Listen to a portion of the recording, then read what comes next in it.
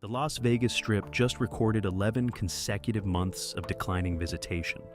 400,000 fewer people showed up in June alone. Meanwhile, 270 miles south, a tiny desert town sitting on the banks of the Colorado River is quietly posting numbers that should make every MGM executive lose sleep at night. Nobody in the corporate boardrooms wants to talk about it. Nobody on the Strip wants to admit it, but the data doesn't lie. And today we're going to show you exactly what's happening. Hi, my name is Michael, and this is Old Vegas Legends.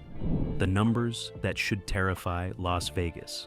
The data is where the story lives. The Las Vegas Convention and Visitors Authority reported that June 2025 saw 3.1 million visitors, an 11.3% drop from June 2024.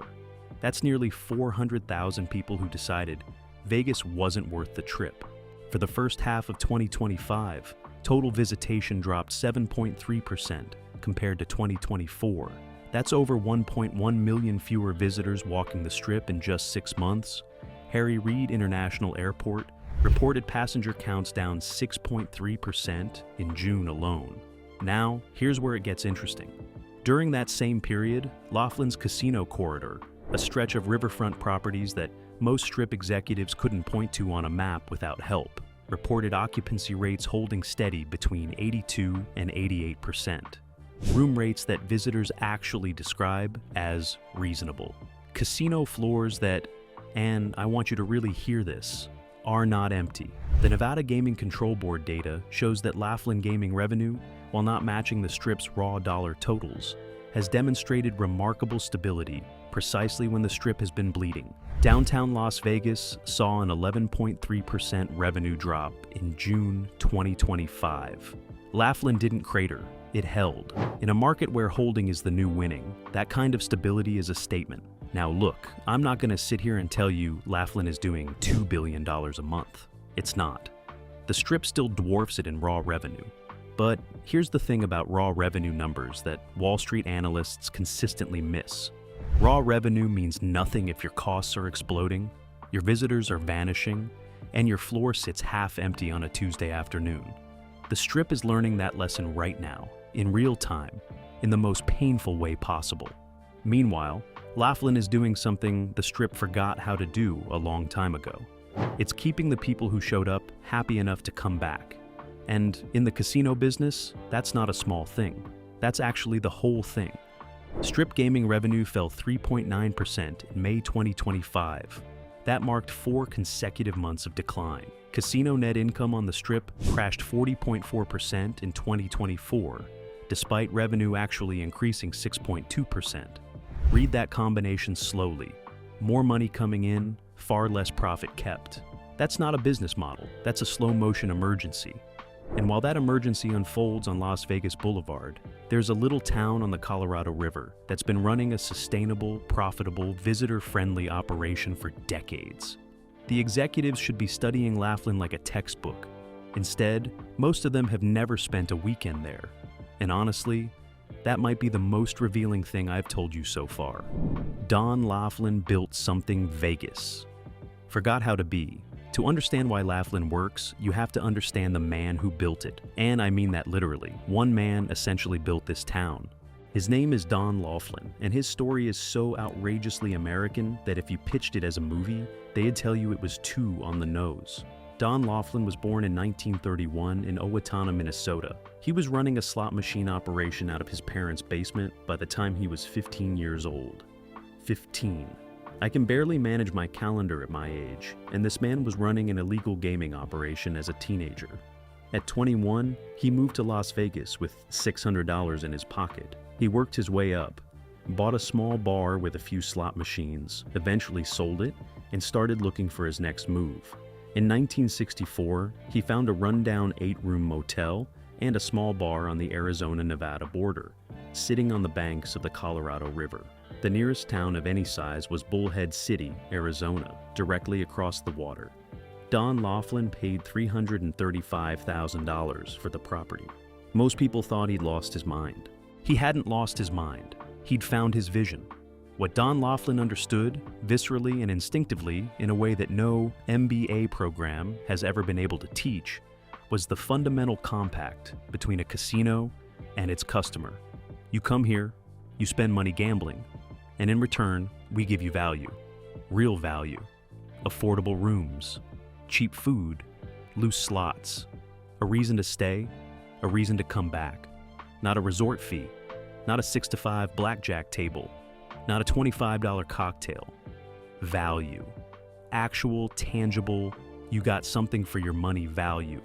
Don Laughlin built his casino on that compact when Las Vegas was still honoring it. And here is the extraordinary, almost poetic part of this story. When Las Vegas abandoned that compact, when the corporations moved in and the Wall Street analysts started running the tables, Laughlin just kept going. Laughlin never got the memo that the compact was supposed to be broken. Or maybe Laughlin got the memo and threw it in the Colorado River where it belonged. By the 1980s, Laughlin had become a legitimate gambling destination. The Riverside Resort, Don's flagship property, was pulling visitors from across the Southwest.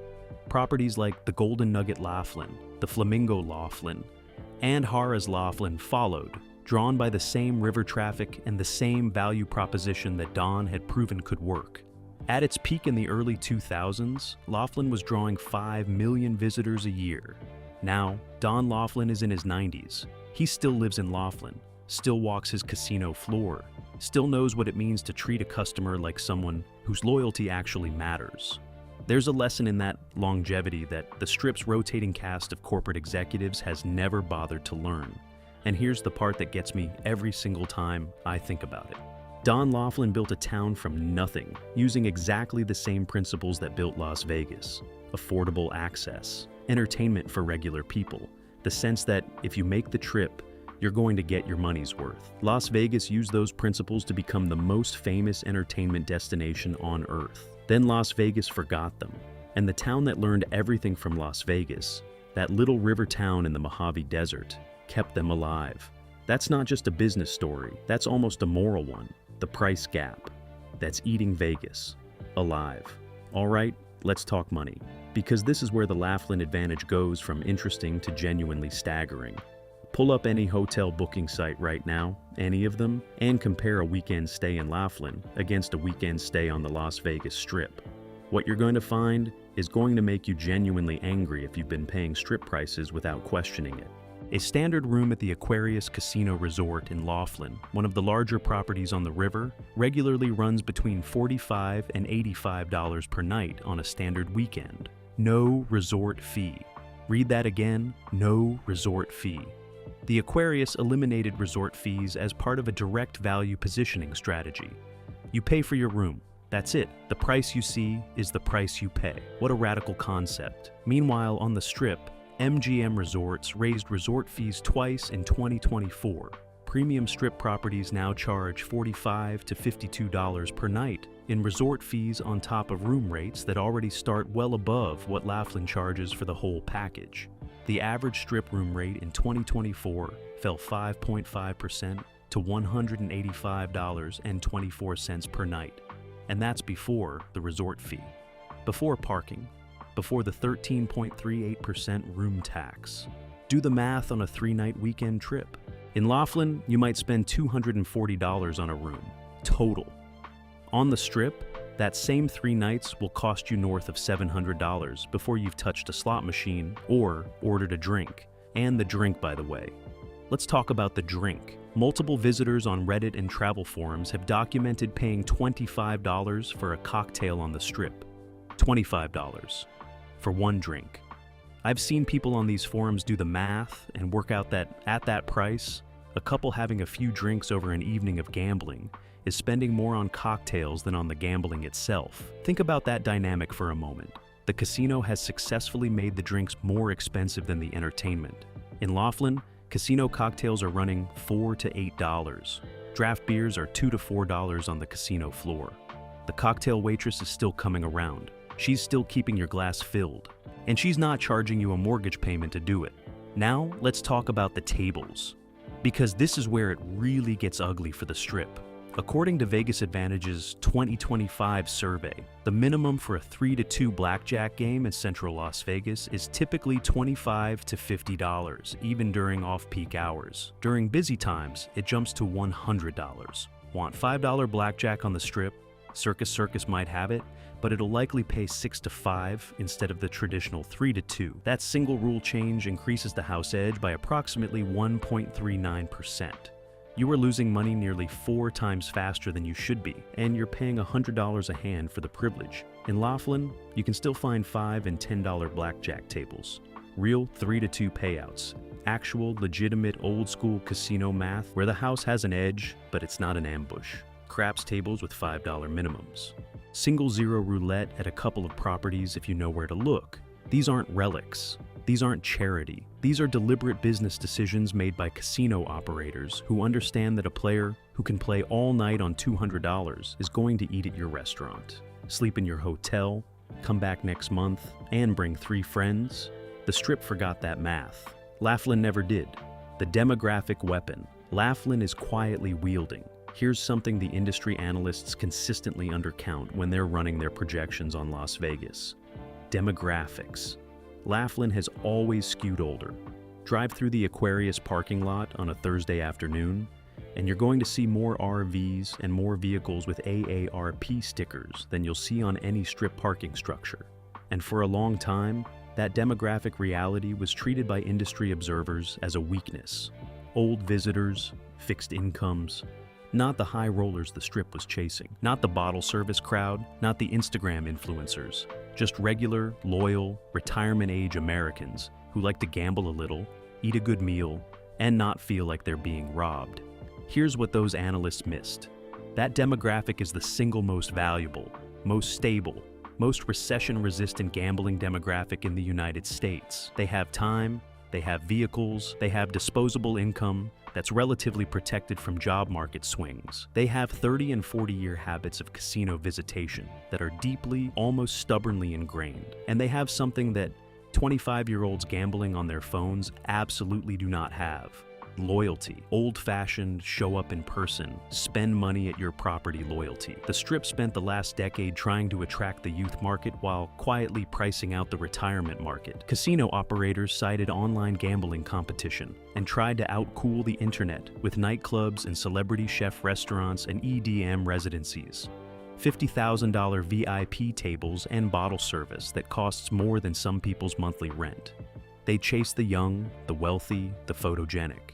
And while they were doing all of that, Laughlin kept its doors wide open for the 63-year-old retired teacher from Tucson who drives up 4 times a year, drops $600 across the weekend, eats at the buffet twice a day, sleeps in a clean, comfortable room, and has been making that exact same trip since 1992. That retired teacher is now telling her friends. Her friends are also retired. They also have vehicles. They also just got a resort fee bill from their last Strip trip that made them physically upset. And suddenly Laughlin looks a lot more appealing than it did when the Strip was still treating them with respect. Beyond the retirees, you've got a second demographic shift that nobody is talking about loudly enough. The working class visitor from the surrounding Southwest. The construction worker from Phoenix, the nurse from San Bernardino, the teacher from Albuquerque. People who love gambling, love a casino atmosphere, love a good cheap steak at 2 in the morning. People who used to make the Strip work. People who have been systematically priced off of the Strip and are now actively looking for alternatives. Laughlin sits within a 5-hour drive of Phoenix, Los Angeles, San Diego, and Las Vegas itself. It requires no flight, no airport fees, no ride share from the terminal. You load up the car, you drive through genuinely beautiful desert scenery, you park for free, you check into your reasonably priced room, and you spend your weekend doing exactly what you came to do. That's not a consolation prize. That's actually a pretty great trip. The Colorado River factor. Now, I need to talk about something that no amount of corporate money can manufacture, replicate, or install in a Strip resort. Something that Laughlin has and Las Vegas Boulevard fundamentally does not. The Colorado River. I know that might sound like I'm about to go off script here. Bear with me. Because I think this is actually one of the most underappreciated competitive advantages in the entire American tourism industry. Laughlin sits directly on the western bank of the Colorado River. The casinos face the water. The Riverside Resort has its own marina. Jet boats run up and down the river. Kayakers put in just upstream. The beaches on the Arizona side fill up every summer weekend, with families who spend their days on the water and their evenings in the casinos. The famous Laughlin River Run, the motorcycle rally that draws tens of thousands of riders every spring, turns the entire riverfront into one of the most vibrant, chaotic, genuinely alive outdoor gatherings in the Southwest. You cannot overprice a river. You cannot add a resort fee to a sunset over the water. You cannot install tighter odds on a jet boat ride. Think about what Las Vegas was built on before the mega resorts arrived. Free spectacle. The Mirage volcano that erupted every 15 minutes and stopped people dead on the sidewalk. The Treasure Island pirate battles that drew crowds who then wandered inside to play. Free things that created atmosphere and energy, and a sense that something was always happening. Those free spectacles are mostly dead now. The Mirage volcano was demolished in August 2024 to make way for a guitar-shaped tower. The Treasure Island pirate shows were shuttered back in 2013. The free draws that turned foot traffic into casino revenue. Gone, replaced by more real estate to extract more fees from fewer people. The Colorado River is free. It's always been free. It generates foot traffic and atmosphere and energy and a sense of place that no amount of celebrity chef restaurants or LED light installations can replicate on a landlocked boulevard in the middle of the desert. Laughlin didn't build that river. They just had the wisdom to build alongside it and the humility to let it do its work. And every summer weekend, when the Strip is posting declining occupancy numbers and worried executives are on earnings, calls explaining soft leisure demand, the Laughlin riverfront is packed. The beaches are loud. The boats are running. The casinos are doing exactly what casinos are supposed to do when they're healthy. They are full of people having a good time. The casinos, fighting back, the old way. Let's get specific about what's actually happening on the Laughlin casino floor, because this is where the contrast with the Strip becomes almost uncomfortable to look at directly. The Aquarius Casino Resort is Laughlin's largest property, 1,700 rooms, a full casino floor, multiple restaurants, entertainment venue. By any reasonable measure, it's a legitimate full-service casino resort, and it operates on a philosophy that would get you laughed out of an MGM earnings call. Their slot hold percentages are competitive in ways the Strip hasn't seen in years. The Nevada Gaming Control Board's 2024 data showed Strip slots holding 8.23% of all money wagered. Downtown Las Vegas held 8.47%. Penny slots at some downtown properties held nearly 11%. Laughlin's numbers come in meaningfully lower. That's not an accident. That's a deliberate decision to give the player a better shot in exchange for their loyalty and their return visit. The Don Laughlin Riverside Resort still runs genuine value food operations. The coffee shop still serves meals that won't require a second mortgage. The buffet still exists. Do you understand how significant that last sentence is? The Las Vegas Strip, as of early 2025, has only 8 all-you-can-eat buffets remaining, down from dozens just years ago. Those that survive charge double or triple their old prices with declining quality. The buffet was the Vegas equalizer, the place where a construction worker from Ohio sat next to a millionaire from Manhattan. On the Strip, that democratic institution is nearly extinct. In Laughlin, you can still find a buffet that operates on the original promise. A reasonable price for a real spread of food, not Instagram-worthy, not a celebrity chef concept.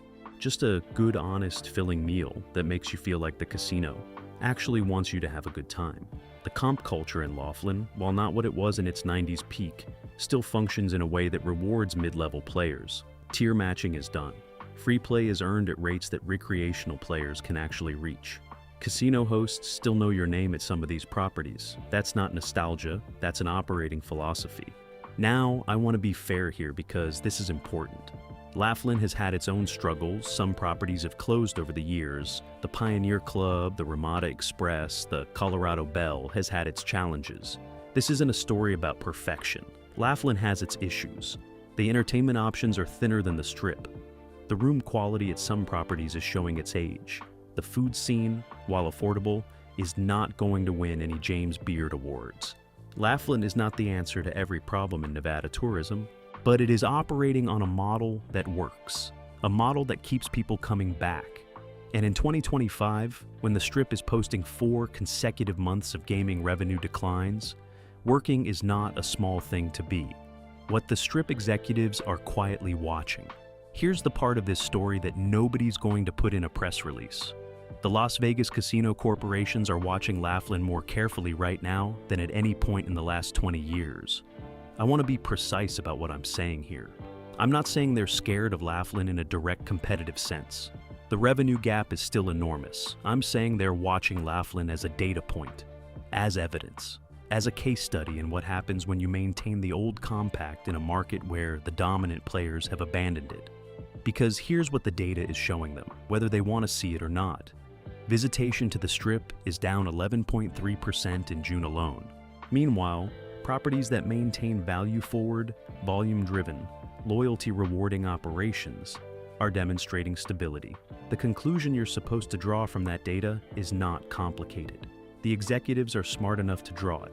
Whether they're brave enough to act on it is a different question entirely. Caesars Entertainment CEO Tom Regg acknowledged in an earnings call that Las Vegas started leaking as a market in June 2025. That phrase, leaking as a market, is the most honest thing a Strip executive has said publicly in years. The market is leaking. Visitors are draining away, and some of them are going to Laughlin. Some are going to regional casinos. Some are going to online platforms. Some are just staying home. Casino consultant Oliver Lovat told NPR in August 2025 that if you're looking for a bargain because of the way that Las Vegas has changed, it's no longer a bargain destination. Think about that sentence sitting in a boardroom. You have paid consultants telling national media that your flagship product is no longer a bargain destination. That used to be Las Vegas's defining identity, affordable luxury, big city glamour at working class prices. That was the whole pitch for 50 years. And now your own consultants are confirming to the press that it's gone. Meanwhile, nobody needs a consultant to tell them Laughlin is still a bargain. Laughlin's marketing barely needs to say it. The price comparison does the work on its own.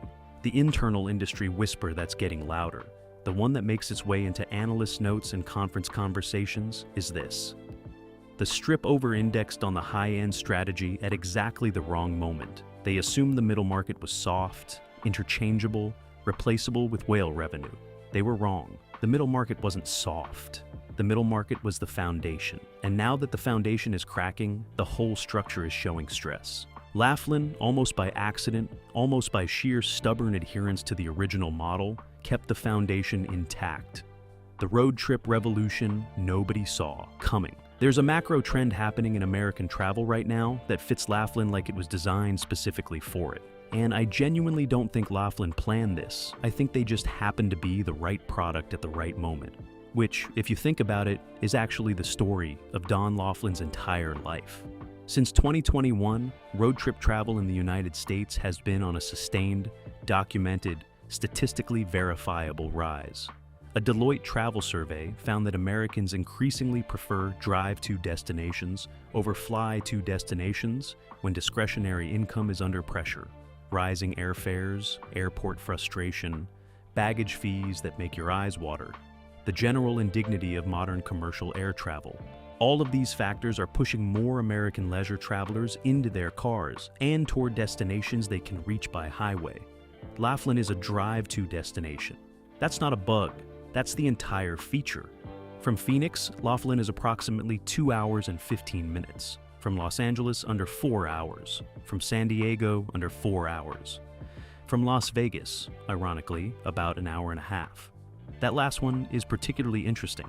There is a measurable cohort of travelers, well documented in tourism research, who fly into Las Vegas, spend a night or two, decide the Strip has become too expensive, and then rent a car and drive to Laughlin for the remainder of their trip. The Strip is literally functioning as Laughlin's airport shuttle service at this point. I'm sorry, that's funny. It's also true. The road trip revolution is about more than just transportation cost savings. It's about a philosophical shift in what people want from a leisure trip. Post-pandemic travelers demonstrated a meaningful preference for authentic, uncrowded, genuinely relaxing experiences over manufactured, crowded, Instagram-optimized spectacle. The Strip went hard into spectacle, sphere, massive residencies, Formula One, events that generate enormous press and enormous crowds for specific weekends, while the weekdays sit soft and the rooms empty. Laughlin went nowhere. Laughlin just kept doing what Laughlin does: quiet riverfront, affordable gaming, good cheap food, the Colorado flowing by outside the window. And for a growing number of American travelers who are exhausted by spectacle, exhausted by crowds, exhausted by feeling like they're being processed through a revenue extraction machine with neon lights. Laughlin's version of doing nothing is exactly what they were looking for. Sometimes the revolution doesn't announce itself. Sometimes it just shows up in the occupancy numbers. Can Laughlin scale? Or is that the point? Here's where I have to be honest with you, even if it complicates the clean, satisfying narrative you might be expecting at this point in the video. The obvious conclusion is sitting right there. Laughlin is the future. Laughlin beats the Strip. Scrappy little river town defeats the billion-dollar corporate machine. David and Goliath with blackjack tables and a $2 beer. And look, I get it. That's a great story. I want that story to be true.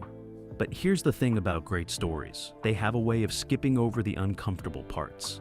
The uncomfortable part here is this: every single quality that makes Laughlin work right now is a direct product of Laughlin staying small. The honest prices, the uncrowded floors, the parking lot you can actually find a space in on a Friday afternoon, the sense that you're somewhere real rather than somewhere manufactured. These aren't just nice features, they are the product of scale. Specifically the product of not having too much of it. Laughlin has roughly 10,000 hotel rooms across its entire casino corridor. The MGM Grand Las Vegas has over 6,000 in a single building. That size difference is not incidental. That size difference is the whole ballgame. So the question that should genuinely worry anyone who loves what Laughlin currently represents is this: what happens when the occupancy numbers get loud enough that somebody calls a consulting firm? Because that's how it always starts. The numbers look good. Investors get interested. A consulting firm gets hired. Somebody walks out of that meeting with a PowerPoint recommending a resort fee, a tighter slot configuration, and a phased elimination of the $5 blackjack table to improve table game yield. And just like that, the thing that made the place worth saving starts dying. I've talked to people who have been making the drive to Laughlin since the 1980s. And there is always, underneath the genuine affection they have for this town, a thread of quiet anxiety. They love it precisely because it hasn't changed. And they know, in the way that loyal casino customers always eventually learn, that the things you love most about a place are usually the first things the next ownership group identifies as inefficiencies. That anxiety is healthy. It means the people who built Laughlin's loyal base understand exactly what they're protecting and why it matters. The history of Nevada tourism is essentially one long story about places that figured out the old compact, got successful, attracted corporate money, and then slowly dismantled everything that made them worth visiting. That is, almost word for word, the Las Vegas story. The cycle is real. Laughlin is not immune to it.